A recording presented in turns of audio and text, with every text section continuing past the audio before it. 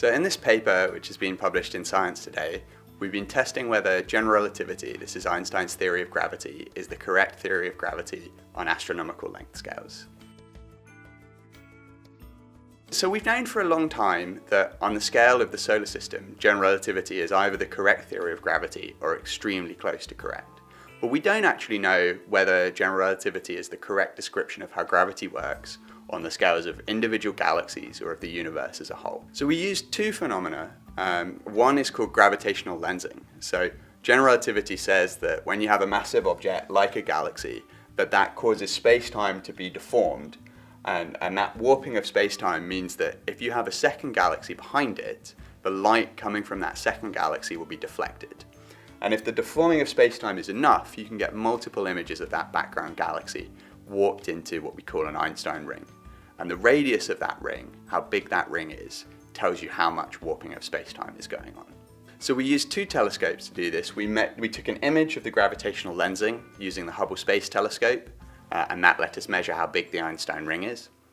And then we used the very large telescope operated by the European Southern Observatory in Chile to measure how fast the stars are moving in the lensing galaxy. So we took spectra.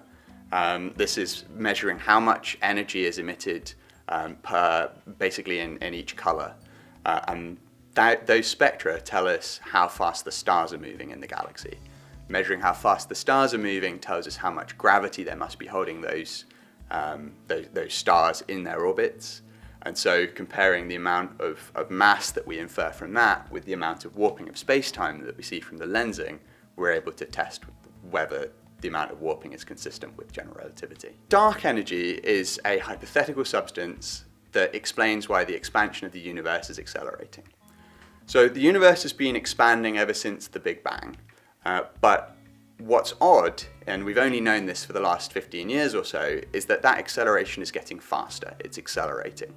Now, naively, you would expect that all of the gravity in the universe, all of the mass, would cause things to pull together and slow down the expansion or have it carry on going at the same rate. You can't really come up easily with a way of explaining why the expansion is getting faster and accelerating. Now, one way of explaining dark energy, one way of getting rid of dark energy entirely, is to say, well, all of that interpretation is based on assuming general relativity is the correct theory of gravity. Now, if it's not, and a lot of theoretical cosmologists have worked on this in the past, you can come up with ways of accelerating the expansion without introducing a dark energy.